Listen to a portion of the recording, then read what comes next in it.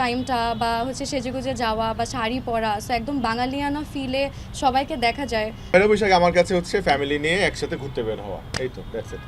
তো একটা উৎসব পার্বণ যেখানে সকল ধর্মের মানুষ একতা মানে একসাথে হয় এবং সেখানে ধনী গরিব দরিদ্র সবাই আনন্দ উৎসব পালন করে। যে একজন আমি দেখেছি যে রিক্সাওয়ালাও সে একটা নতুন ফতোয়া পরে বের হয়ে যায়, যিনি গার্মেন্টস কর্মী তিনিও তার সামর্থ্য অনুযায়ী একটা নতুন পোশাক পরে পয়লা বৈশাখে বেরিয়ে যায়। পয়লা বৈশাখের মতো এত আনন্দ আমার মনে হয় না কোনো আর কোনো ধর্মীয় উৎসবে পালন করা হয়।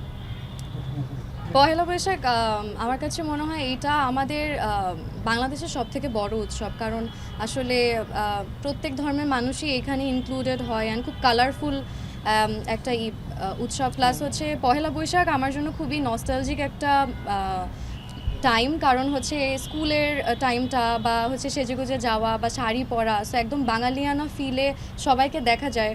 আর ধনী গরিব সবাই আসলে ইনক্লুডেড হতে পারে। তো আমার কাছে মনে হয় পহেলা বৈশাখ আমাদের সবথেকে বড় উৎসব।